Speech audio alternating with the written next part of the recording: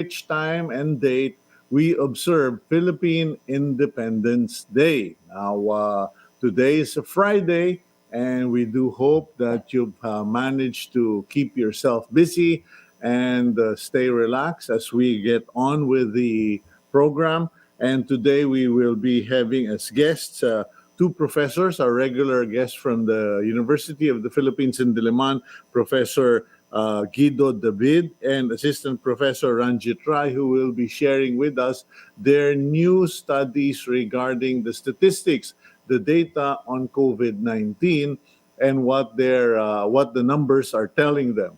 We will also have Secretary William Dar of the Department of Agriculture para po dun sa inyong mga medyo na nag-iisip tungkol sa presyo ng baboy at doon naman sa mga nagtatampo at nagmamaktol dahil parang pinapanigan daw ng Bureau of Animal Industry ang mga nag-i-import ng manok at hindi yung mga nagpapalaki ng manok sa Pilipinas. And finally, we will also be guesting our friend and regular also. Hopefully, he will stay more regular on the program, none other than Francis Kong, who I would like to talk about because of a column he wrote regarding how pandemics, disasters, world wars have affected societies and caused change. As you may have observed, there's quite a lot of change going on, and we will get to that now. But first, let's go to the headlines, a brief summary of the major stories on the front page of the Philippine Star. First up, with more Filipinos doing business online, the Bureau of Internal Revenue, or BIR, is now requiring online sellers to register with the tax agency and pay the necessary taxes. Internal Revenue Commissioner Cesar Dulay announced the new requirement through a memorandum of the agency dated June 1st. Some senators like Kiko Pangilinan, Sani Angara, Amy Marcos, and Joel Villanueva have thumbed down the BIR memo, saying its timing is off as the Filipinos are still facing the COVID-19 pandemic, which has affected businesses and jobs. The palace, meanwhile, said it is in favor of the move. But presidential spokesman Harry Roque said that those earning below 250,000 pesos a year should be exempted. As the threat of COVID-19 infection persists, the main event to commemorate the 122nd Philippine Independence Day will be strictly by invitation only. Executive Secretary Salvador Medialdea will represent President Duterte at today's flag raising and wreath-laying activities at the Rizal Park, which will not be open to the public. Similar rites will be conducted at the Emilio Aguinaldo Shrine in Kawit, Cavite, and the Baraswain Church in Malolos, Bulacan. President Duterte is currently in Davao City, and since he assumed office in 2016, he has not been keen on attending traditional independence ceremonies. The government Balik Probinsya program has been suspended to prioritize the return to the provinces of people stranded in Metro Manila. The program's executive director, Marcelino June Escalada, said that in the meantime, the government would focus on the speedy transport, mostly of overseas Filipino workers, back to their respective provinces. Escalada, who's also the general manager of the National Housing Authority, says the new program will focus also on construction workers, students, and tourists who are stranded in Metro Manila due to the lockdown protocols. That's the news in the front page of the Philippine Star. And just a warning to all of you out there, particularly in Metro Manila, Calabar Zone, there is a Typhoon Butchoy, if I'm not mistaken, and it has flooded a number of areas in its path. So forecast it's going to be rainy here in Metro Manila. Okay, let's move on to our first set of guests. We have with us Professor Guido David, UP Diliman Institute of Mathematics, and Assistant Professor Ranjit Rye, UP Diliman Department of Political Science. Okay, there we go. Okay, gentlemen, welcome to the program. Good morning to both of you, and I won't waste your time.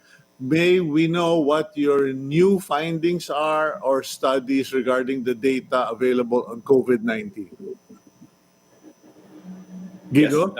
yes. Good morning, Cito. Yes.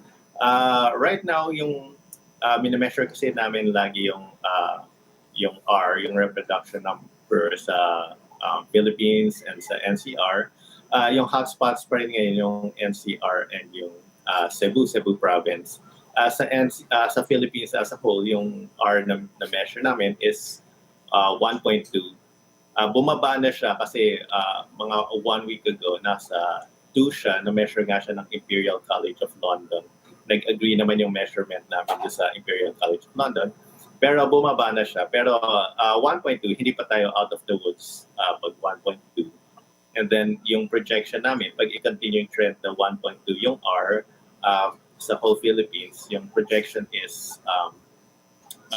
40,000 cases by June 30. 40, 40? 40, yes, 40,000 cases.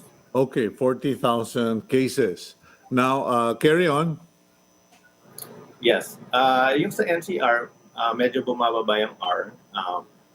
It's nasa between 0.96 and 1.2 rin. So, medyo malapit na siya sa, nasa vicinity na siya ng pagiging less than 1. Kasi yung R natin, we want it to be less than 1. Ibig sabihin, nagsaslow down na yung pandemic. Pero as of now, hindi pa namin nakikita nagsaslow down yung pandemic based sa numbers. Okay, please explain to our viewers, because if I follow Ranjit and Guido, if I follow the data presented by the Philippine Star based on the DOH, the numbers are increasing, 24,175.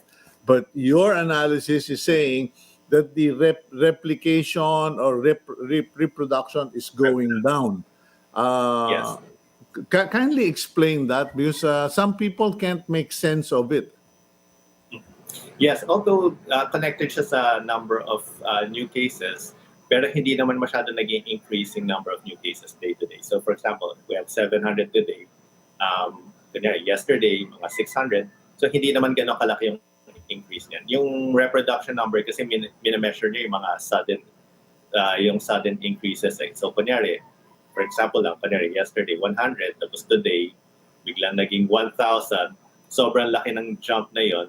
Tataas talaga yung R natin pag gano'n. Pero pag medyo stable naman, medyo flat naman yung trend, hindi masyado mataas yung reproduction number. So parang naka-relate siya sa parang rate of increase or yung rate of spread ng Okay, so you're talking of day-to-day increase of cases, hindi yung total increase of the number of cases. Now, the question is, what is the difference between active cases na na-hospital versus cases na nalaman lang kasi we're doing rapid testing? Kasi yun na nakakagulo sa maraming tao eh. Parang sinasabi, hindi, dumami yung bilang kasi marami nang natetest. Ang hindi malaman ngayon ng tao, maraming natetest, tumaas ang bilang, or maraming may sakit. Cito, yes. I think, go on, Guido. Yeah. I think it's important to note the total number of positive cases. What we're trying to measure here, we're using a mathematical tool, which is R, which is utilized by many disciplines in the sciences. And in epidemiology, in the study of how a disease spreads, R is utilized. In fact, all around the world, maybe except here in the Philippines, countries use the R as an indicator, as a monitor, as an indicator of how fast the disease spreads. Now, normally, a COVID-19 patient in early March would have one infected person would probably infect on the average 3 people. Of course, new data is saying it's around 5 or 6. So it's a very, very a disease that spreads quickly. Now, the R will measure how fast we spread that virus. Now, Hmm. conventional, ways of looking at it. No, the R, if it's below one, then the virus is slowing its spread, and government's intervention, individuals' intervention is working. No, and we're Okay. slowly managing the transmission of the virus. But if it's greater than one, Cito, then that's a problem, because that means the virus there's still significant transmission all over the country, and we all know one person can infect the whole community in a matter of days. So Yeah. what we're trying to prevent here is the transmission, and the R is a very good indicator of that. So in Okay. Metro Manila and in the Yeah. Philippines, it's still quite significant. Okay, but significance and numbers are relative, as they say. Parang bigla ko naalala si Einstein eh. The theory of relativity. But how significant is significant? Kasi sinasabi ni Guido, 1.2. Now, is that a scary number or is that a hopeful number? Kasi, in the past, a month ago, they were saying if you reach one, you basically succeeded at it, at containing the spread. How Yeah. significant is point two? Yeah. The projections we made for the Philippines show that if we keep this rate 1.2, by the end of the month we will have 40,000 cases. That's what 1.2 means. So if we don't do anything, no new strategies, no new interventions, and people still go out, okay, and Uh-huh. do not practice social distancing, proper hygiene, or the wearing of masks, we will have an increase of COVID-19 cases. That's what the numbers show. And Okay. I just want to dispel, Sita, I know we're getting tiring already after 10 weeks of doing this, no? But we want to emphasize as researchers that data matters. We're dealing with not just a national crisis, but a global one. Yeah, And the leaders are forced to data. make decisions not in months but weeks and days, no? And they will Yeah, need data, and that's what we're providing data. yeah, no, Ranjit, I'm not challenging the data. In fact, that's why you're on the show because the data is Yeah. important. But the question is, the data is only revealing the effectivity of the solutions being implemented on the ground. Now, it's like weight watching. Some people can only lose so much weight and then they plateau. Uh, do you believe that we are reaching a plateau and that there is no avoiding the 40,000 level? I think we can. I think there's still the numbers are still manageable now, and that's what the Mhm. report is trying to say. We're just saying that okay, hey, we're doing this weekly. This is what we saw. Last week we saw two, which is kind of scary, Yeah, But now we're seeing 1.2, so that's a major improvement, Sito. And yeah. we're seeing that for the whole country, but in places where we have majority of the cases, like Metro Manila, it's below one. So we're doing something good. We need to sustain it. We need to be mindful of it. We have to look at it with caution, obviously, because the data that we get from DOH has some gaps, no. So we Mhm. put a low estimate of 0.96 for Metro Manila to 1.2. Now that's still something that we should be cautious about, but definitely nothing to panic over, no, because number one, the ECQ afforded us enough time to scale up our capabilities as far as health capacity is concerned in Metro Manila. Plus, recoveries and have improved. Mortality has gone down. So there's a lot of pluses. We just need to keep our eye on the ball, and that's what we're saying to Okay. government. Let me Yeah, come. and that's why, yeah, yeah. Yeah, let Go me on. come in at that point. Okay. Does the data, when you compare all of the R factors all over the Philippines by locality or by region, does the data reveal or tell us which or what strategies are working, because there are multiple strategies. You have the quarantine, you have the social distancing, you have the ramping up the medical facilities, using alternative protocols in treatment. Does the data reveal what works and what is not working? Yes, I believe, Guido? yes, I believe, Cito, that data does reveal yung because we see that yung ECQ actually worked.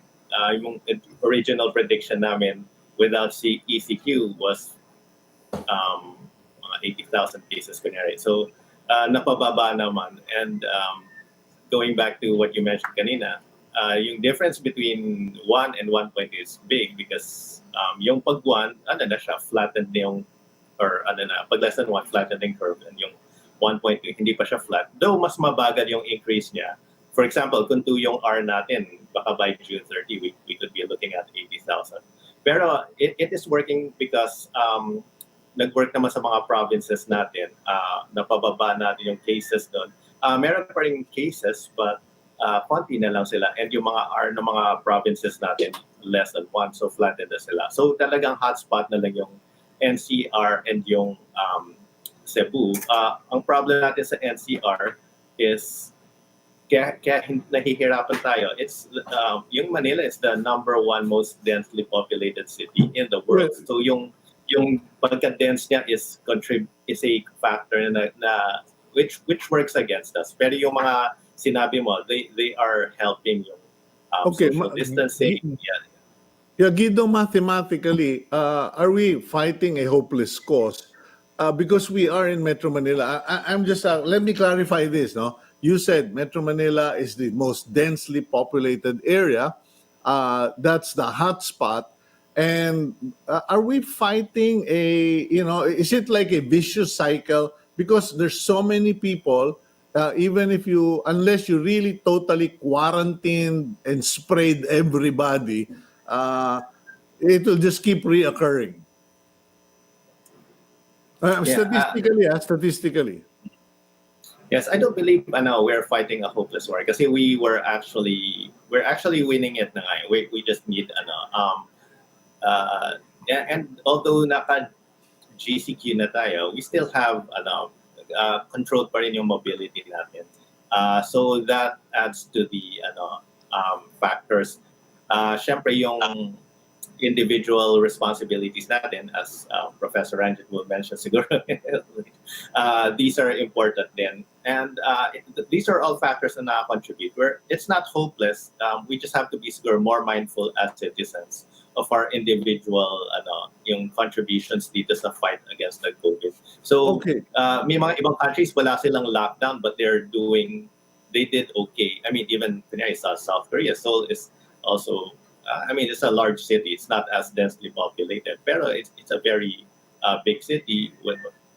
So testing and yung social distancing, these are important factors to fight. Okay, just a final question for you, Guido.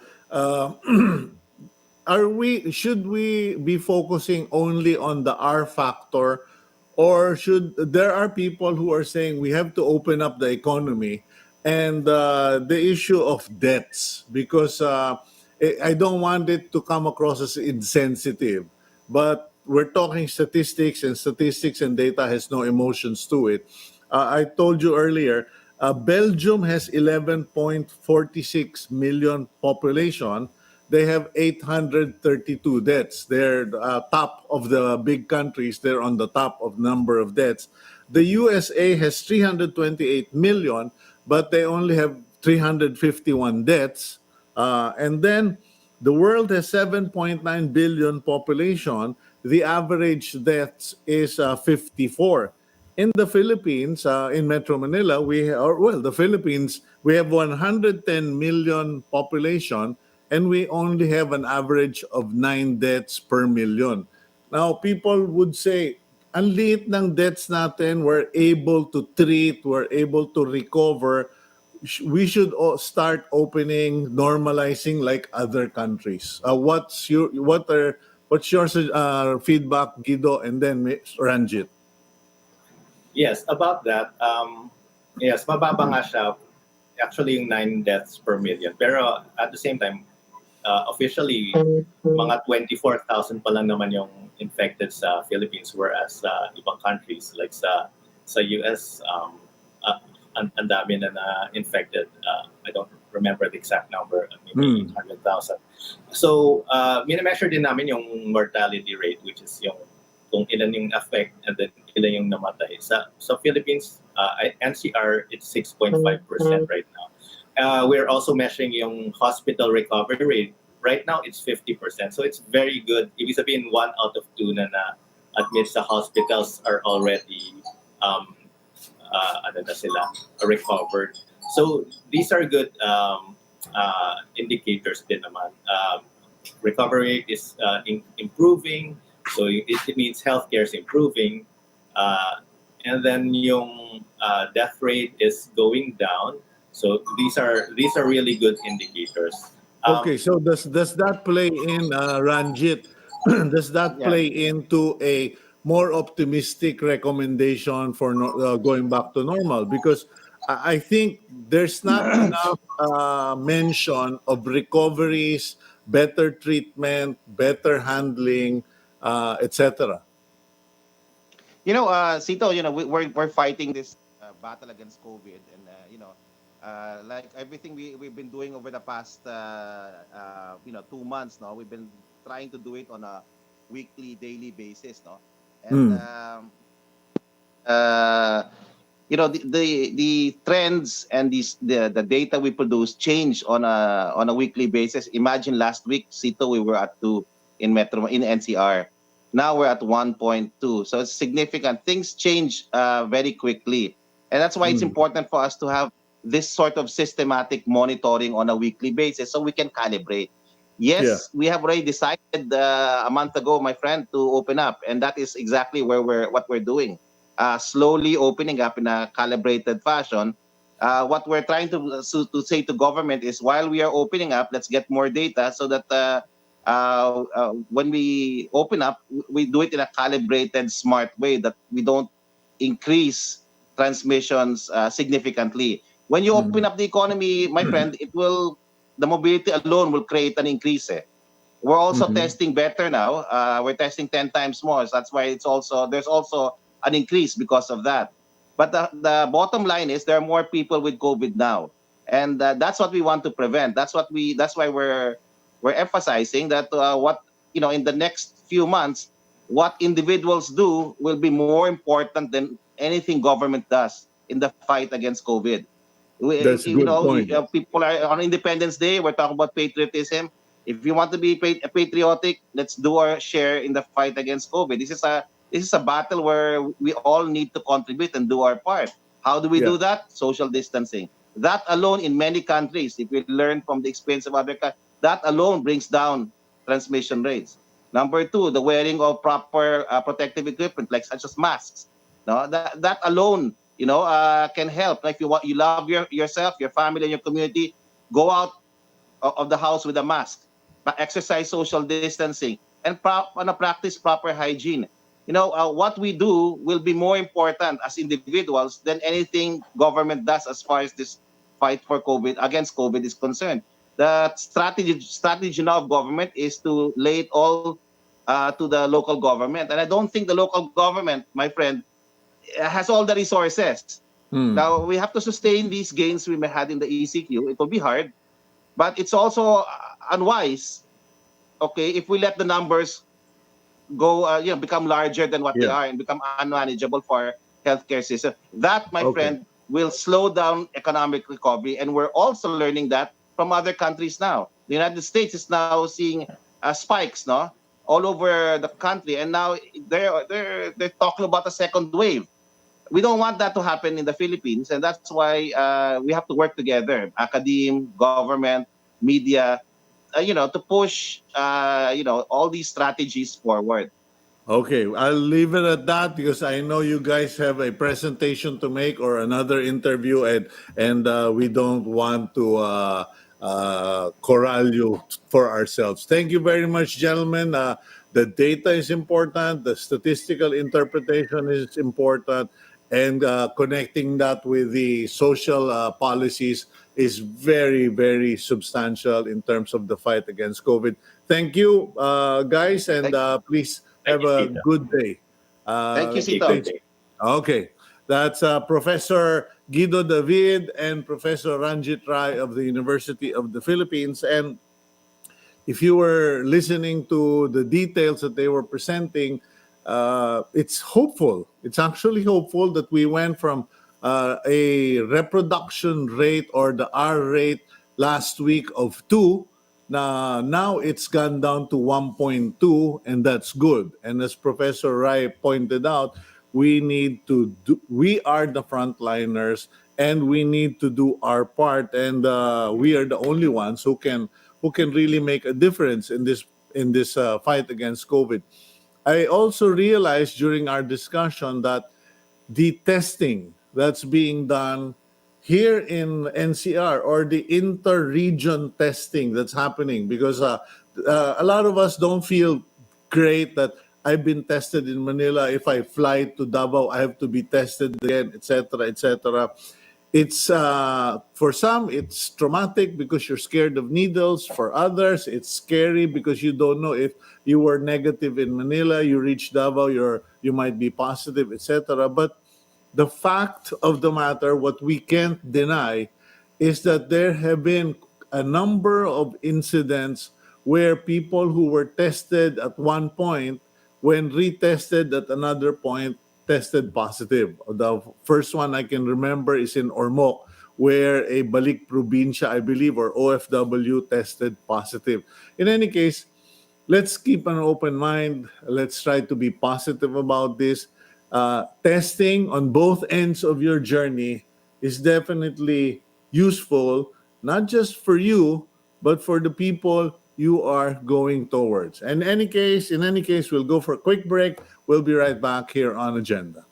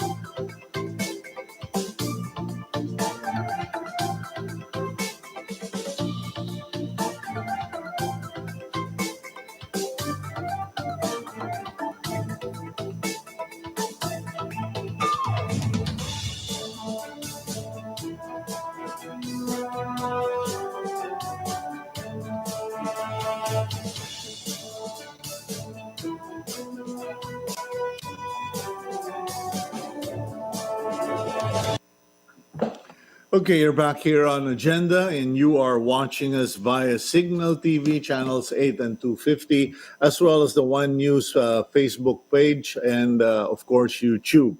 And we earnestly, sincerely, humbly ask you, our viewers, please share the program with others so that we can better inform and share what we are discovering through our interviews here on Agenda. Next up, we have Secretary William Dar of the Department of Agriculture. Secretary Dar, there you go. Good morning, sir. Good morning, Cito. Kumusta po?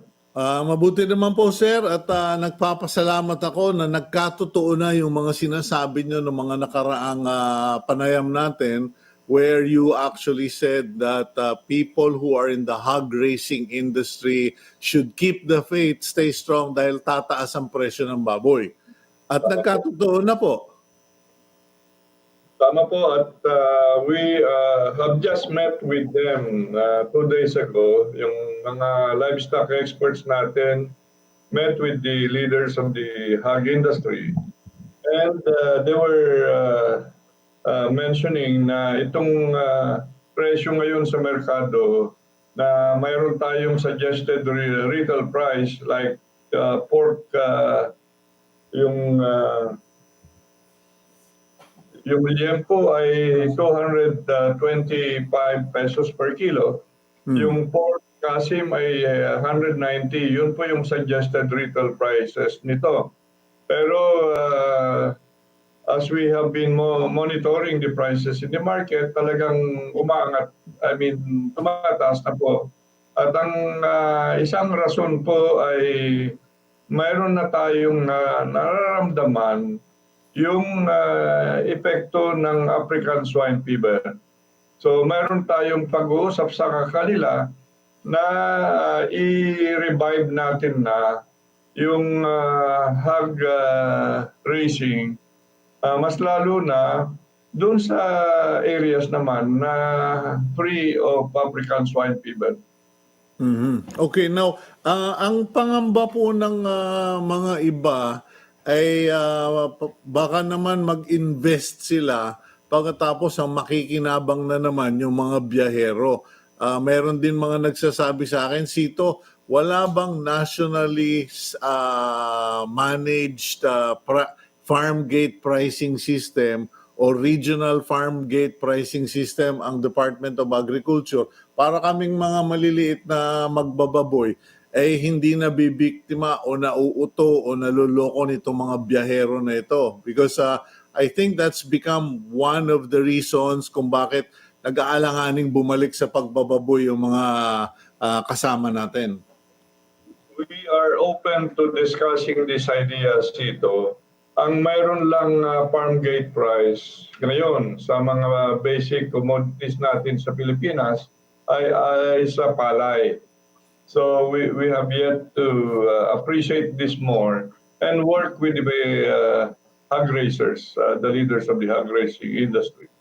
Yes, sir. Kasi yun po, at I personally know of this because from time to time makakatanggap ako ng text message or tawag na, Cito, alam mo ba kung magkano ang bentahan ngayon sa farm gate? So it would be nice if the Department of Agriculture could set up such a reference board parang sa DTI. Now, speaking of going back to business, matanong ko naman po, ano po bang mga tulong ang maibibigay ng ating DA, Department of Agriculture, doon sa mga gustong bumalik sa pagbababoy? Kasi na-wipe out yung marami, hindi sila nakabawi ng kapital nila, at alam mo naman, Secretary, na kung primera klaseng inahin ang bibili natin o dumalaga, naglalaro yan sa 15 hanggang 17 mil. Pwede na lang kung talagang tabi-tabi ka lang bibili ng pang-breeding. Tama po. At isang may tulong po ng kagawaran ng pagsasaka ay i-connect po natin ang mga commercial hog racers na sa Land Bank of the Philippines para makautang po na mas murang interest. Mayroon rin tayo doon mga pundo galing sa ACPC na minamanage ng Land Bank of the Philippines. So ito yung isang gagawin po natin at tutulong po na tayo doon sa mga gustong umutang na mas mababang interest. Yun po may tulong po natin. Now, on top of that, Cito, mayroon tayong nakalaan na almost 400 million pesos na release na sa Department of Agriculture Region 4A dito sa Calabarzon at dito po sa Central Luzon. Alam mo naman, ito yung dalawang region na masyadong apektado doon sa ASF. But there are some areas in these two regions na hindi naman visited by the African swine fever. So mayroon itong pondo na i-restock na mas lalo na yung mga kooperatiba na pwede nang mag-umpisa ulit dito sa pagbababoy. At saka, Secretary, kung hindi naman ako nagkakamali, ayoko magmarunong, bagamat frustrated veterinary medicine student ako, ang pagkaintindi ko, pag ang isang lugar dinis-infect naman ang husto, katulad ng ginagawa natin sa COVID-19, marami tayong lugar na pinalinis, inisprayan, ganoon na rin sa ASF. Pag na-disinfect naman ang lugar at nagtayo sila ng biosecurity, makakabalik kahit na tinamaan sila doon sa mismong lugar nila. Tama po, at ganun nga yung demonstrate natin dito sa Rodriguez Rizal, di ba? Dito yung unang naapektuhan ng ASF. So, mayroon tayong mga proseso naman hanggat wala ay ngayon nag-reintroduce na tayo dito sa bandang Rodriguez Rizal. So, pwede po yung ganun na sistema po. Okay. Now, mapunta naman po ako, Secretary, dito sa mga magmamanok, no? Yung broiler racers. Kasi nadyaryo na nga ito at sinusundan ko lagi, basta Department of Agriculture, sinusundan ko. Umaangal daw yung United Broiler Racers Association laban sa Bureau of Animal Industry kasi naglabas daw ng statement o patakaran na yung mga broiler producers ay dapat magtigil muna o limitahan ang kanilang production at pinapanigan yung imports o yung pagpapasok ng mga manok from other countries. Nagkaroon lang ba ng miscommunication o ano po ba yung dahilan nito? It is such a miscommunication, Cito. Alam ko yung punot dulo yan. Alam mo yung obra, palagi kami nakikipag-ugnayan sa kanila. Pumupunta sila rito, si Attorney Bong Insyong at saka si Joji Santiago. So, mayroon isang committee dito sa pickup na pinagdidiskusyonan itong overproduction ng manok. At nandun din si Director Ronnie Domingo. Ang report niya ay he was just mentioning the facts about importation. At alam mo naman na ang sinabi po niya ay ang arrivals, poultry meat arrivals this year from January to May from a historic high of 43,000 metric tons, ang naparating lang ng mga importers po ay 25,000 metric tons. So, parang na-misconstrue siya na pinapaboran niya yung importers. At alam po naman natin na ang mga processors ay ang kailangan po nila mechanically deboned meat. Kung walang dito po sa bansa ng itong mechanically deboned meat, ay ito yung inaangkat. So itong inaangkat hindi naman pumupunta sa wet market. So walang problema. They were just exchanging views at na-misunderstood si Director Domingo na pinapaboran niya daw yung importers. That's not true. And there's no order issued by the Department of Agriculture nor the Bureau of Animal Industry na stop domestic poultry raising. Wala po yun. Okay, now matanong ko lang ito naman kasi nabanggit mo na yung mechanically deboned. Wala po ba tayong kakayanan na mag-set up ng mga ganyang pasilidad o tulungan itong mga racers? Kasi pasensya ka na, Secretary, ako pagdating sa agriculture, nationalist ako. Kung kaya namang paramihin dito sa Pilipinas, bakit pa tayo mag-aangkat? Ano bang direction nyo regarding those things? Yeah, we will go by what is needed by the industry. Kagaya din sa processing sa yung requirements ng pork industry, yung mga processors, di ba? Ang kailangan lang naman para bibili sila dito sa bansa ay magkaroon po tayo na mga AAA na slaughterhouses. So yun ang direction natin sa pork meat processing. Ganito din ang gusto natin mangyari sa itong mechanically deboned meat. We will invest into this next year. Okay. Pero depende ho yan, Secretary, kung kayo po ay mabibigyan ng hinihingi mo. Kasi may nakausap nga akong senador, medyo nagtalo kami doon sa figure. Kasi sabi niya, kailangan, si Senator Pangilinan, na supporter naman natin sa agriculture, sabi niya, gusto nilang maglabas ng 600 billion para matulungan yung recovery ng pamahalaan ng Pilipinas. Sabi ko, napakaliit ng 600 kasi kung hindi ako nagkakamali, ang Department of Agriculture kailangan 300 billion. Pero lumalabas na yung hinihingi yung budget for 2021 is 240 billion. Yung po ba ay for the complete recovery and launch of agriculture as the new normal choice kasi or regular lang yan na budget? Ito po yung dagdag na ito, Cito. It's 4 times what we now have today. Ngayon, ang budget ng DA, 65 billion this year. So, pinadrupal po natin para may sama po yung recovery, yung stimulus para maka-abante na ang agrikultura natin. This is one step unlocking the potential and hoping na masustain itong budgetary proposal natin. Okay, tayo po ba ay patungo na? Are we headed towards the direction of really authentic modernization of agriculture? Kasi may mga nagsasabi sa atin na okay ang urban gardening, okay ang agriculture, pero para na lang tayo, laging backyard or backward. Paano ang sagot niyo dyan, sir? Mayroon na tayong pina-approve sa IATF, Cito, na ito yung as a result of the need also to anticipatorily and have forward planning.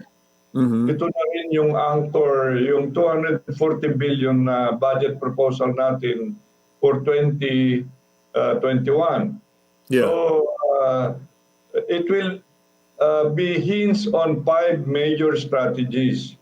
Yung farm consolidation or farm clustering to be modernized. So modernization continues to be a major strategy. Then rural industrialization. Kailangan na natin may mga value-adding industries diyan sa kanayunan, hindi dito sa Metro Manila or metro areas. We have to promote exports para mas makikita ang mga magsasaka at mangingisda. At panglima, yung build sa agrikultura. Ito yung 5 basic strategies. At ang mga enabling mechanisms or support mechanisms would be the budget and investments. Investments mas lalo na galing sa private sector kasi ang pribadong sector, of course with governments showing the way by increasing its budgetary support, then that will give a good signal to the private sector to come forward and invest in the various rural industries that are agri-based. So another one is yung suporta ng legislature dun sa mga bagong pananaw, yung mga bagong strategies na dapat ma-institutionalize. Then babaguhin natin yung mga roadmaps bago dito ngayon sa new normal. So Cito, mayroon tayong development framework for a modern, inclusive, and resilient market-oriented agriculture. Okay, that's beginning 2021. Yung pinag-usapan namin ni Senator Kiko Pangilinan, yung sinasabi niyang budget sa akin, was for up to December 2020. Sa DA po, ano po ba yung mga gagawin ninyong mga projects or solutions in light of COVID and yung epekto ng COVID sa mga magsasaka at sa agrikultura? Up to December, sir. Yes, mayroon kaming proposal na 66 billion pesos ito para dito sa taon sana na dagdag doon sa 55 billion na may present budget kami. Mhm. So, ang nakatuka doon ay 31 billion for for enhancing food sufficiency levels by having to support in a major way the domestic production sa lahat ng agri-industries. Kagaya sa bigas, mayroon naman ibinigay ang ating gobyerno 8.5 billion ang top of the regular funds for national rice production. From the present 86-87% na rice sufficiency level natin ngayon ay papataas pa dito sa 93%. So mayroon pa rin lang tayo mga 7% na pupunuan galing sa ibang bansa. So ganun po, let's elevate the game in terms of producing more domestically. Okay, now producing domestically is good. Now, alam ko po na under your watch, talagang pinush ng pinush yung mga kadiwa centers, rolling stores, etc. Meron naman pong mga magsasabi na sito yung pagpapalaki ng manok, baboy, pagtatanim, kaya namin. Pero kung konti lang naman ang itatanim namin, parang makasarili. Pag nagtanim kami ng marami o nagparami kaming marami, wala naman kaming pagdadalan.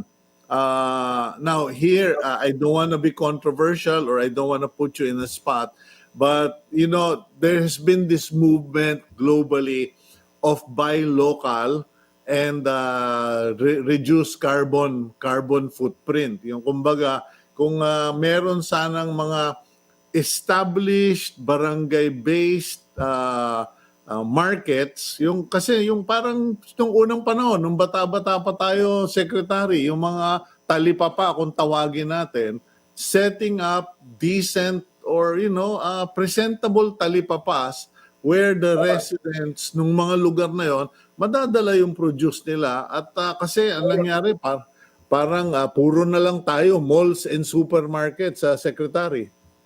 Tama po, mayroon tayong plano dyan. So 31B yung increasing food production, food productivity, 31B yun.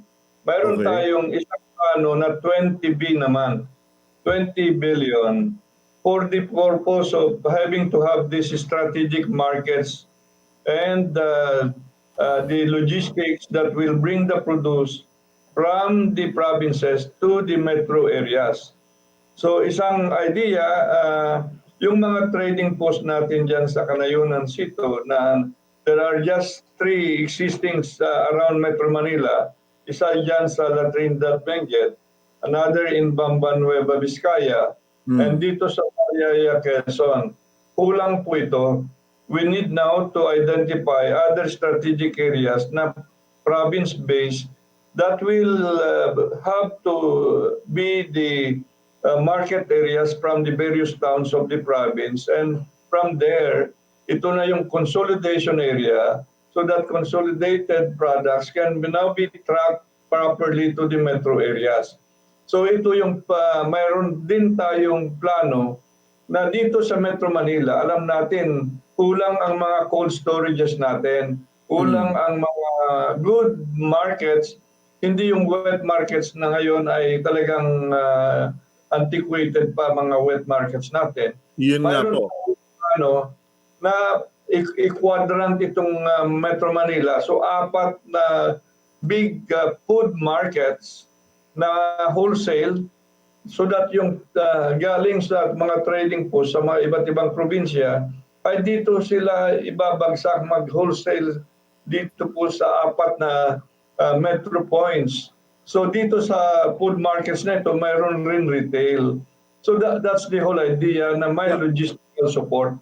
That's a new concept that I'm only hearing from you, Secretary. But just going back to what I was suggesting, yung tungkol po doon sa mga pagpatayo ng mga talipapa. Ang sinasabi ko po, kasi siyempre ikaw national ka at saka Metro Manila yung perspective. Pero yung sinasabi ko po, yung mga nasa probinsya, maybe ay tie up with the DILG and LGUs na magtayo na lahat ng barangay ng kani-kanilang talipapa so that production is local and sales is local. Kasi nakita ko ito dun sa ibang parte, katulad ng Rojas City sa Visayas. May nagsabi sa akin, "Nako Sito, hindi na kami nag-aabala na ipadala pa sa Metro Manila yung produkto namin. Dito pa lang, ubus na at saka export." Pati dun sa napuntahan ko sa Zamboanga, ganun din. Mga crabs naman siya and lobsters. Meron siya talagang farm. At sinabi niya, "I don't bother sending to Metro Manila. I have buyers here sending abroad already." But ang problema, yung mga local, yung mga nasa nayon, nagsasabi, puro na lang export, puro na lang Metro Manila, kami walang mabili. Okay, we will work with DILG kasi mayroon din programa Cito Yes, sir. ang DILG sa itong mga town-based or barangay-based markets. So, ang toka dati ngayon ng kagawaran ng pagsasaka, ito yung mga trading posts sa provincial level and various provinces all over the country. Pero maganda po yung talagang nandun din down to the barangays. Ay mayroon mga market places nito. Tama po. Okay, final question. Ito naman nanggagaling sa maliliit na mga magmamanok, yung mga backyard breeder, hindi breeder, racer, yung tawag nga nila 45-day, yung mga broiler. Meron pong sumbong, Secretary, I actually verified this, I had this check. Sobrang taas daw ng presyo ng sisiw. Naglalaro na yata sa 32 or 40 pesos. Sabi, magkano ba kilo ng manok? Abay, papalakihin pa namin ng 45 days. Parang wala ng punto, wala ng saysay para mag-alaga pa kami ng mga 45 days. So parang we are trying to encourage backyard gardening, urban gardening, and backyard farming. But the farm material or the chicks or yung mga ganon, sobra namang daw mahal, Secretary. I will check this I'll see to it na I'll give you feedback on this. Okay, yan po yung mga sumbong sa atin. In any case, anything else? Nagtatanong po yung ating news office, magkakaroon daw po ba ng mga pagbabago, pagbabalasa sa Department of Agriculture because of the new normal? We will continue to streamline our systems, our processes, our programs to make them more relevant. Yun po ang tututukan ko. At in many ways, the people here are really doing their best to help us. Of course, nadatnan ko na yung team with some additional men and women that we brought in. We have the development framework, we have a plan. So it's trying to inspire them, encourage them to do much more. So ang maganda, talagang klaro po yung hinahatak natin. At sana everyone, I have always challenged them to elevate their game. Kasi iba na itong panahon, new normal na ito. And I'd like again to highlight na these are highly dedicated men and women of the Department of Agriculture. There's no doubt about that, Mr. Secretary. I guess the question really has to do with, the impact of COVID, and siyempre you have to realign, and you are gunning for 4 times your normal budget. So does that mean you will be employing more people? Of course, we will be needing more people, much more the younger generation, yung my passion, my energy. We are putting in place yung integrity circles dito. This is one way to prevent corruption. I have declared and I have issued no corruption policy in the department. That's why mayroon din buzzers ako because of this. Talagang walang corruption dapat ang mangyayari dito sa Department of Agriculture. Okay, what is the current situation in terms of integrity in the department? Well, nung ako ay nag-umpisa dito, maraming sumbong here and there. Mhm. Ako naman ay I would like to move kung mayroon na akong katibayan. So so far everyone is doing their best, and that's why these integrity circles have been put in place to prevent, mostly that's the whole objective, para Mhm. walang tsansa na gagawa ng kalukuhan itong mga kawani ng kagawaran ng pagsasaka. Okay, well, I've taken up so much of your time, Secretary. Maraming salamat po. Baka meron pa ho kayong huling gustong sabihin sa mga viewers natin, lalo na sa mga nasa kanayunan. Please go ahead, Secretary. Salamat po at sana tulong-tulong po tayong lahat at itong wet season planting ng palay, we will cover to support 2.5 million hectares in many ways, giving certified seeds, fertilizers, technical trainings, of course, the continuous monitoring and evaluation and technical assistance in tandem with our partners with the local government units. This is the time to really work harder and elevate our food production, our food productivity levels domestically. Again, highlighting that this pandemic is bringing a new environment. Dapat yung ating pagkain karamihan dito natin i-produce at seeing to it that yes, our leaders in the national government will be there to support us in terms of more budgetary support. Let's plant, plant, plant. Cito, marami pong salamat. Okay, thank you, Secretary William Dar. And ako po ay nagpla-plant na. Meron na akong mini vegetable farm sa bubong ko. Thank you very much, sir. Please stay safe, Yes, healthy, and strong. God Okay, bless. God bless. Thank you, sir. Okay, that's Secretary William Dar, Department of Agriculture.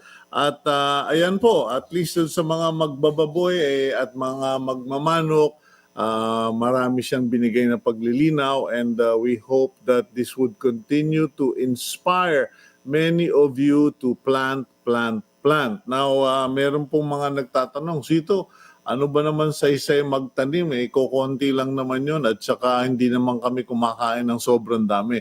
Alam niyo po, the system has to be, or your attitude has to be, okay, if I plant now, what will I plant? And then you harvest. And then pag kinuwenta nyo po, if you total all of the food you've harvested, you ate from your garden, it totals to some amount of money that you could use to pay for your electricity bill, or to buy certain stuff that your children need. Kasi sa atin po kuminsan ang tinitingnan natin yung windfall o yung jackpot o yung one time big time. Ang ano po, ang issue po diyan napakasimple lang naman. Hindi ho biglaan ang dating na yung pakonti-konting na itabi mo dahil hindi ka na bumili dahil kinuha mo na sa bubong mo o sa bakuran mo. Malaking bagay din po. Okay. Right now, let's go to a unscheduled guest. Nagpapasalamat tayo because medyo may controversy ata na nangyayari tungkol sa IATF at yung programa ng monitoring or contact tracing. Nasa linya po natin former Assistant Secretary, Undersecretary Eliseo Rio of the Department of DICT. Yusek, good morning po. Hi, Cito. Good morning at lahat na nakikinig sa atin. Magandang umaga po. Okay, Yusek Rio, may nabasa po ako sa pahayagan where you were basically saying that your quote, resignation unquote from the DICT has something to do with a position you took contrary to some people in the IATF. Kayo na nga po ang maglinaw kasi mahirap yung binabasa ko lang sa dyaryo eh. Okay, Cito. Actually, yun na lang. Yun, no? Today, you put connecting that together. Doon ang papunta yung ang ating conclusion. Ang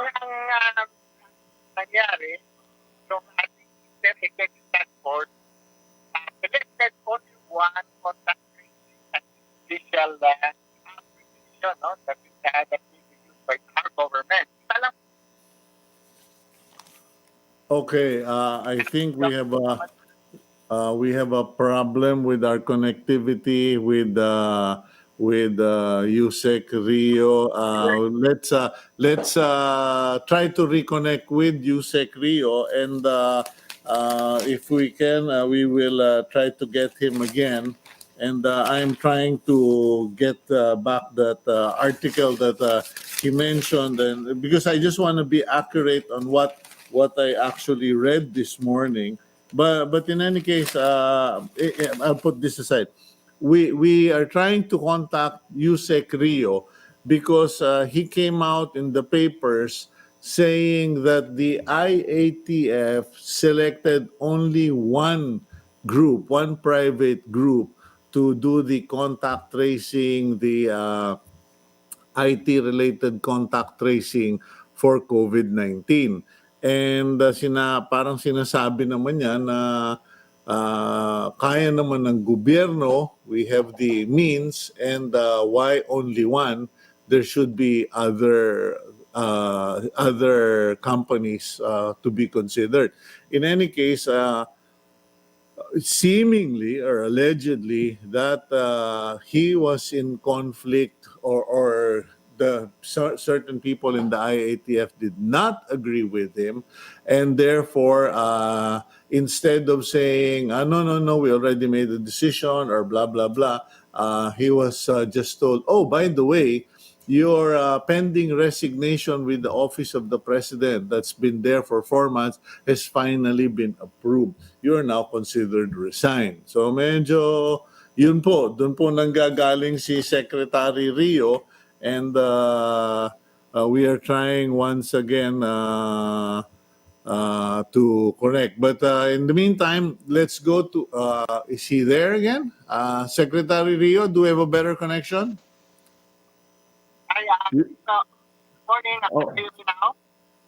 Yeah, medyo iba yung audio, sir. Pero tama ba yung pagkasabi ko na challenge mo yung bakit iisa lang ang kinuha ng IATF na provider for the contact tracing?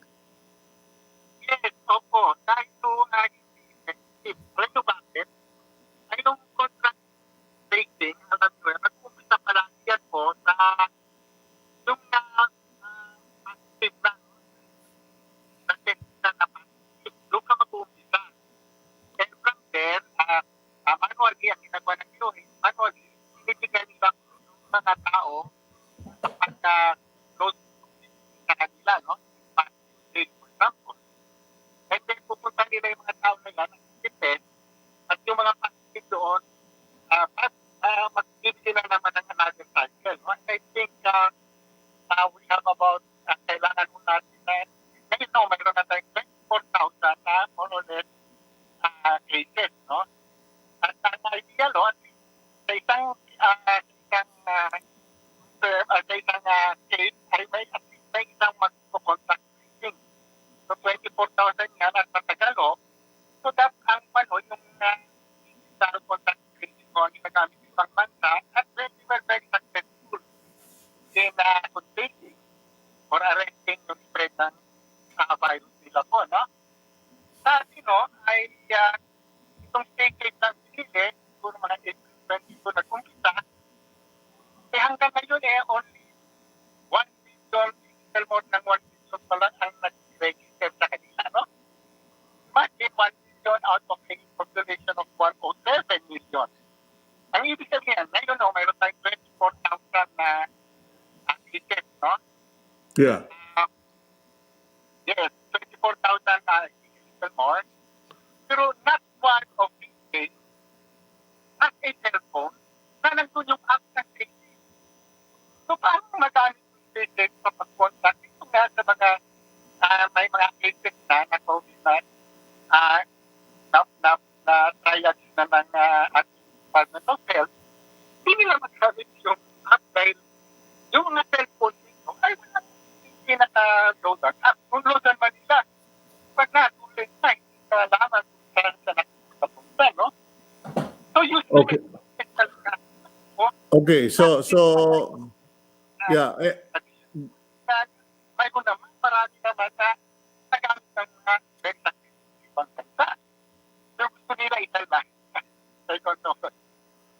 Okay, ganito na lang, Yusek. We'll schedule you for a set interview kasi kasalanan din naman namin to. Hindi namin kayo nasabihan ng maaga. Kanya medyo garbled yung ating audio.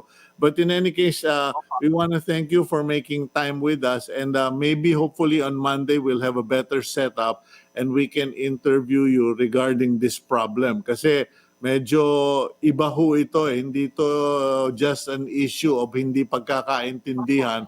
Nakataya po yung health ng mga tao.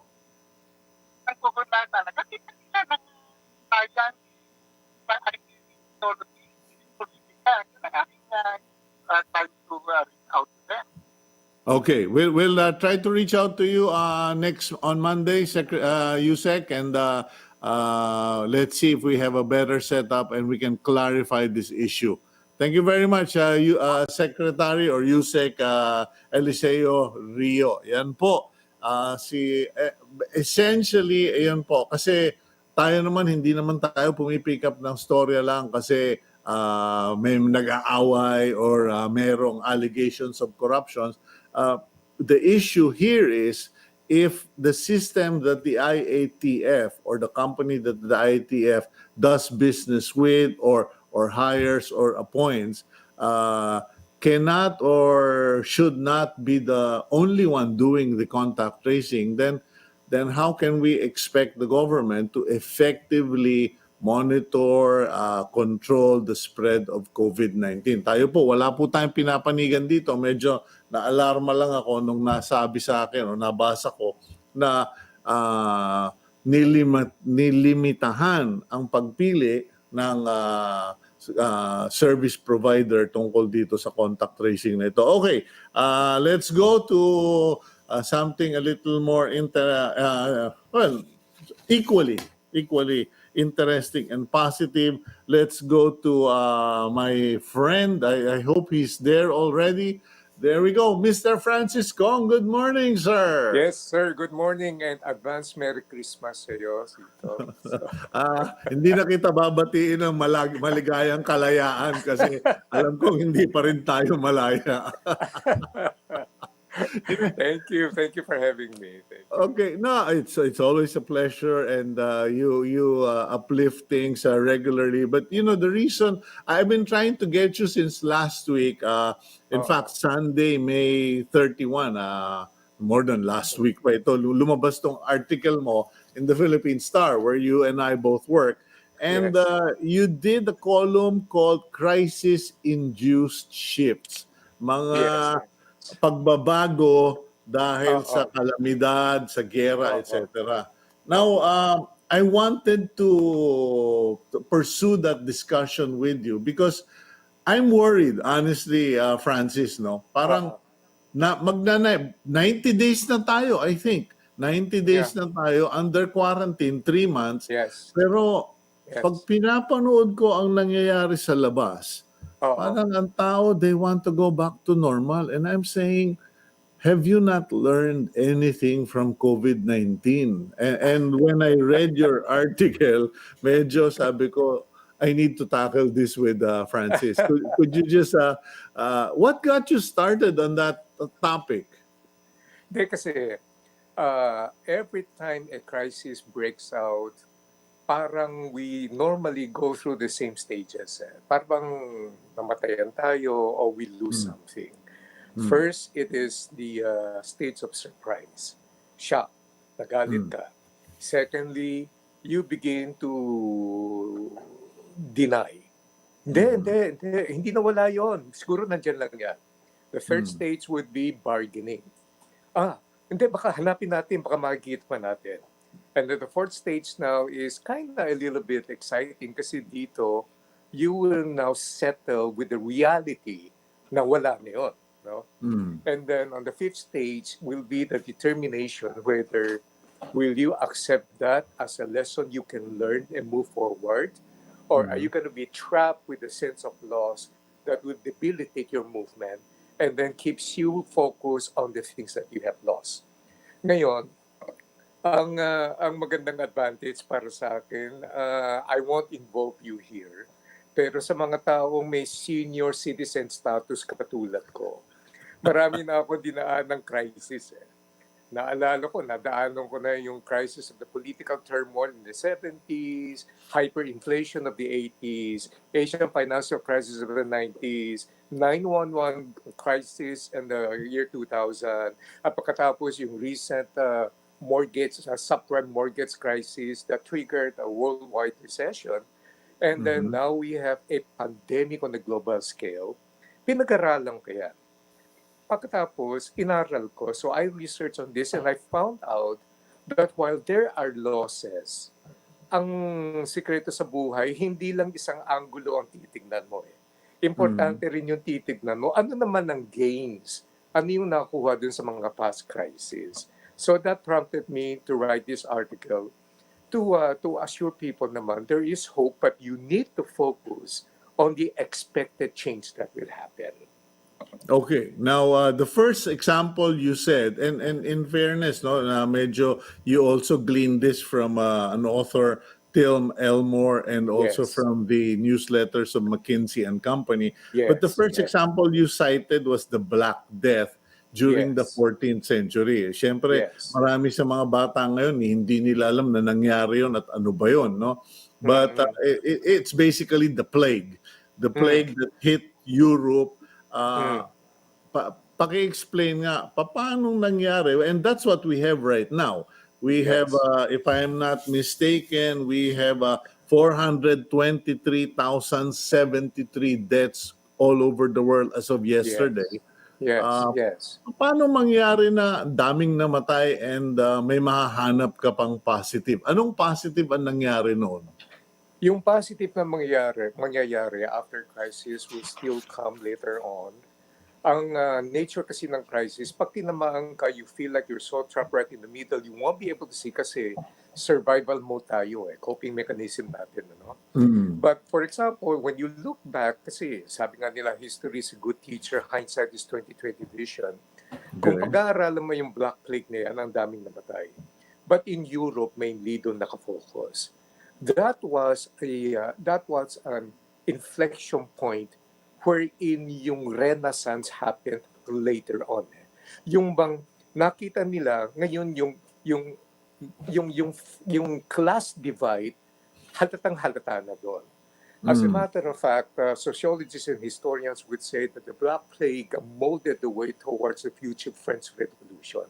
At kung hindi nangyari yung Black Plague na yan, hindi makakaroon ng ganitong situation yung history, yung development ng Europe. So that is a very key inflection point. Kung i-apply mo naman dito sa atin, halimbawa kanina nakikinig ako sa magandang interview mo with the secretary, Mm. ang itong COVID-19 is going to realign and kill and then build a lot of things.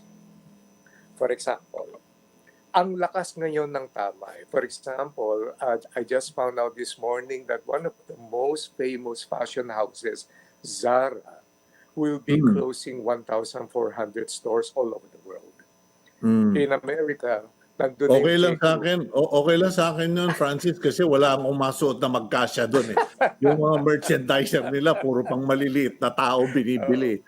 Pero may kasya sa akin dito. So, Okay, yeah. No, but I'm just joking, ladies and gentlemen. yes, yes, That's because I know people will lose jobs, and that's no laughing matter. yes, But yes, yes. just Oo. making things light. Okay. So kung titignan mo, halimbawa, J.Crew and a lot of these stores now are closing down because they cannot recover. Yung resources Yeah. nila nauubusan. Ano naman ang positive dyan?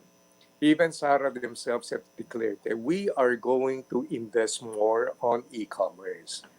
Itong nangyaring COVID-19 kasi strengthened e-commerce and online business, and it practically is eliminating or reducing yung middleman. So Mhm. nagkakaroon na ngayon yung B2C, yung business direct to consumers. Mhm. In a way, parang nakikita ko na in the future technology now will be able to dismantle cartel and those who are empowered to control things. In other words, there is democratization now of control at ipapasa ngayon sa mga consumers. Mhm. Another Another benefit na nakikita mo ngayon, although yung ibang tao hindi nakikita yung benefit, na co-compete sila. Ito yung tinatawag nating work from home. Yeah. Oh my goodness. Itong work from home, hindi pa nakikita ng lahat yung benefit dito. Number one, it changes human behavior. People now are trained to stay home longer. Ang laking effect niyan, ha? Secondly, ang makikita mo, itong work from home na to will have to force business people to redefine what an office is. Yung sinabi ni John, Matanong lang kita, Francis. Ikaw ba sanay ka na sa work from home? Because I have always been a work from home person for the longest time. So, tong yes. quarantine na ito, parang, I don't know, it's always been like this for us. Oh, What about you? Alam mo, dalawang office ko dahil I have a couple of consultancy companies. I rarely step into the office. Ang trabaho ko talaga dito sa bahay, pagkatapos pupunta na ako sa mga function hall, punta na ako sa hotel, sa companies. Yeah. This is paradise for me. Ang lakas ng ulang kagabi, wala akong problema. And Correct. then ito, technology enables me now to reach out to a lot more people. So Okay. doon ko nakikita. So if you take a look at this, matagal nang pinagdi-debate yan. Sabi ng mga may-ari ng mga negosyo, work from home, yan ang gusto ng mga millennials. Babaksak ang productivity niyan, pare, hindi po pwede yan. Ngayon, lumalabas na almost about 60%, according to McKinsey survey, says that 60% of the people found out that they are even more productive working from home. Bakit? Number one, commute time. Number two, family time. Number three, iwas chismis, yung mga nanggugulo sa cubicle mo. Number four, you don't have to, you just can function and have a little bit control over your time and your own schedule. Ito yung sinasabi kong crisis over time brings in shift and changes that normally we would not have agreed to, but now is enforced upon us. So may mga positive side. Okay, how do we avoid, because you and I, maybe because of our lifestyle and our profession, we understand the value that COVID-19 has brought in terms of changes. But how do we prevent the business sector from going back to its old ways? Kasi one of the things I want to do here on agenda is do an environmental focus program, because that's a direct beneficiary of COVID-19. Biglang nakikita mo na ngayon yung bundok ng Montalban, yung bundok ng Tralala, because there's no pollution. Yes. How do we Yes, prevent yes. that, Francis? Well, in the first place, titignan na naman natin yung mga stages of development ng mga negosyo. No? The first week of COVID, pare-pare yung response ng mga negosyante. Sabi nila, we have to take care of our people. We have to secure them and let them know that we will continue to pay you. First week yan. Alam mo, kung babalikan natin yung Asian financial crisis, ang laki na ng progress natin. For example, during the Asian financial crisis, immediately ang knee-jerk response, tanggalin na natin yung tao, di na natin kaya yan. So in a sense, people now begin to value. Pagdating naman sa second week, kung makikita mo yung developments natin, PPEs, masks, na-overwhelm yung healthcare workers. Pero pagdating sa negosyo, they begin to say, sana naman hindi ito magalit ng lockdown to. Kasi delikado na. Others begin to let their contractual, yung mga non-regularized employees go. On the third week, kita mo na. Sa ating dole, we don't have furlough, but we have floating. So we begin to reschedule people into saying, and the government has been very, very accommodating in understanding that. Bakit? Mas gusto nila yung meron pa rin kahit papanong pumapasok, may trabaho kaysa yung totally wala. So we begin to circulate people. O sige, 2 days a week ka na lang, 3 days a week rotate kayo, kahit paano may take-home pay kayo. Fourth week, fifth week, di na kaya Nauubusan ng resources. And so that is the reality now. Ngayon, that's the negative side. Yeah. On the part of the negative side now is retrenchment. It will happen. Business closures. Kung titignan mo naman, on the way to the building on the positive side, and hindi ko nire-reduce yung gravity ng mga tao na wala ng trabaho, that is very, very sad. But what Mm. I'm saying right now is tignan mo naman ang stages ng negosyo ngayon. Number one, they have gone through the stage of recovery. Yung iba na hindi makarecover, sarado. Tapos na yung boxing. Ito Yeah. naman, recover. Let us align our resources, conserve resources. Number two, nasa stage na ngayon ang karamihan ng mga negosyo on redesign. Kaya makikita mo na yung mga banks, yung mga restaurant, may mga plexiglass, may mga Mm. salon. Number three, they are now entering into a stage of reinvention. Ano Let kaya? me let me just cut in, Francis, because I've always been saying for the longest time, ang isang malaking sakit ng mga employer sa Pilipinas, they get quantity na mura instead Mm, of quality. Na correct. bagamat mahal, Mm, may kalidad. mm, mm, And mm. that's gonna happen now, right? Yes, and that is simply because many business people are off. They don't understand the difference between what is price and what is value. Uh, Price is Mm. what you pay for. Value is Yeah. what you experience. And Mhm. so, meron tayong dating kasabihan, and the Chinese community started this. Basta mura, basta may volume. Diba? Oo. So, volume sila. So, ang kanilang palagay is, kinakailangan may volume kahit maliit lang ang kita. Pag pinagsama-sama mo lahat, malaki rin yan. That's not Mm. gonna happen now. Kaya marami akong kausap ng negosyante. Sabi nila, do I have to close? Sabi ko, do you have margins? Pag sinabi na maliit lang ang margin namin, we depend on volume. So sabi ko, you are in a bad space right now. You might want to consider. Kaya tama ka eh. Sito yung iyong iniisip ay quantity at the expense of quality, it is not sustainable. Eh. And that applies not only to commodities but also to people. Yung bang, ayoko yung mataas ang sweldo nito eh. Pero Mm. ito mas mura, pero hindi mo naman alam yung productivity level ng taong yan, mas malaki ang maidadagdag dun sa negosyo mo. The COVID-19 is going to make everything transparent, and it now gives you a real authentic look between quantity and quality. And you're right in that aspect. You know that is the best way. I couldn't have said it better.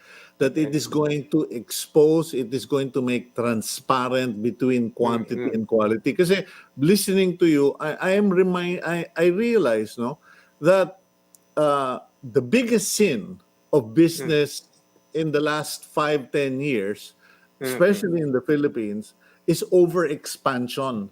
Parang Mhm. parang build, expand, and then ngayong wala na silang cash flow, wala na silang Mm. empleyado, biglang teka, sara na yan, bigyan nyo kaming stimulus. And you were saying, if they Mm-mm. don't have margins, it's sink or swim. Yes, that is So also true. greed caught up with us. Mhm. Now, there are two ways to look at expansion. For example, when you expand the market because there is usage, there is market, there's Mm. capability, why not? Diba? Mhm. Now, the other way is that you want to expand simply because you want two things. Itong dalawang bagay ang sumira sa business. Eh. Number Mm. one, nakalimutan na nila yung turo ni Adam Smith sa history nung araw. Ang turo ni Adam Smith nung araw, the purpose of business is to provide excellence in your craft, in your product and services, so that you bring the best benefit to the consumers. And you compete in Mm. that area. Okay. Napunta tuloy tayo dito kay Milton Friedman. Eh. Itong si Milton Friedman, nung pumasok siya ng bandang 60s and 70s, meron siyang tinuro eh. Sabi niya, Oh. the purpose of doing business is to satisfy the shareholders' interest. Doon Mm. papasok ngayon yung greed. Mhm. Magmula noon, wala na. All hell breaks loose. Doon mo makikita, hindi na nga kumikita yung negosyo mo, sinira na nga ng CEO mo, ang laki-laki pa rin ng golden parachute ng CEO na yan. Doon mo Mhm. makikita, papasok ngayon yung mga negosyo para kumita lang sa kanilang quarterly report dahil they are a publicly listed company, magtatanggal ako ng tao, walang awa, para mukhang maganda ang kita namin.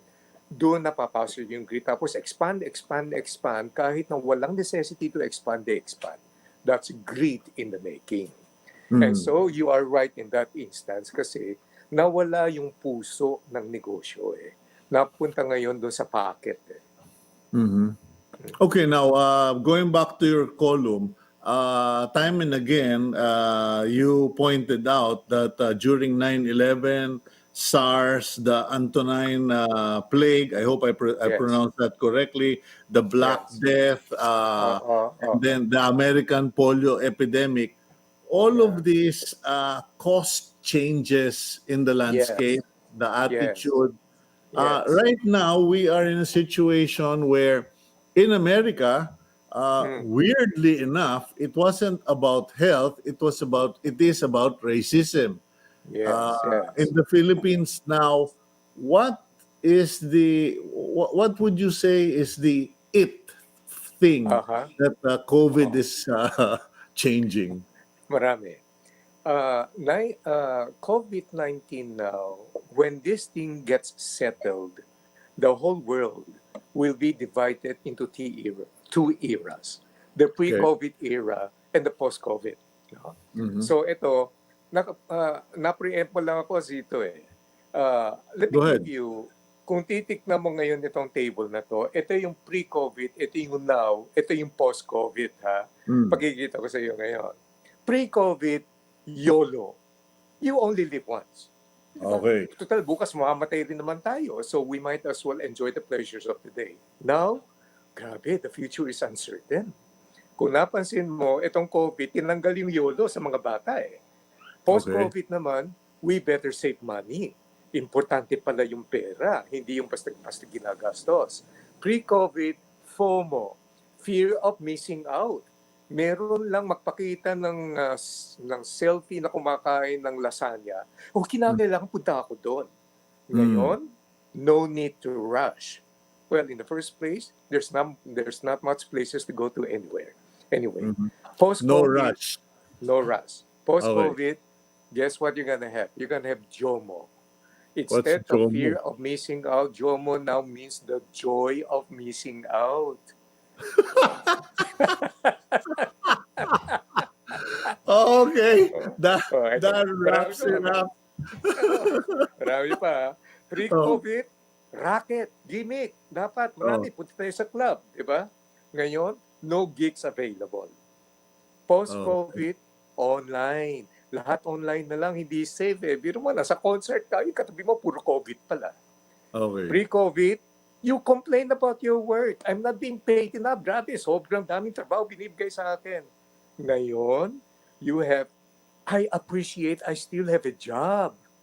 Post-COVID, I better deliver excellence because I don't want to lose my job because ang daming nawawalan ng trabaho na gustong makuha yung post mo. Pre-COVID, travel fair. Lahat ng kinita ko, ibabaksa ko. Punta ako sa Beijing now, next week Italy, next week sa Barcelona. Now, you have virus scare. Post-COVID, hassle yung travel, pare. Pag pumasok ka sa aeroplano, parang pumapasok sa ICU. Tignan mo naman itsura ng mga flight attendants. Okay. Francis. Okay. A last one? Yes. Meron pa. Last one na lang. Ito simple. Last one. Pre-COVID, 9 to 5 work. Akin yung Saturday and Sunday. Now, you work from home. And post-COVID, work is home and home is work. Okay. Well, we're still both working, but it's really a joy to be working with you and talking to Salamat. you. And Thank you. I hope we can do this on a more regular basis because marami talagang tao who need to learn and also find a little joy with your one-liners, my friend. Thank you very much. Salamat. Thank you. Thank you for having me, Cito. Okay. Stay safe and stay healthy and God bless, Francis. You too. God Okay, bless you. that's Mr. Francis Kong, and we have reached the end of our day, and that's agenda for you. Please include us in your prayers, and please spend the weekend being productive, being positive, and being thankful because gratitude above all is most important when speaking with the Lord. God bless all of you. I'm Cito Beltran, and that's today's agenda.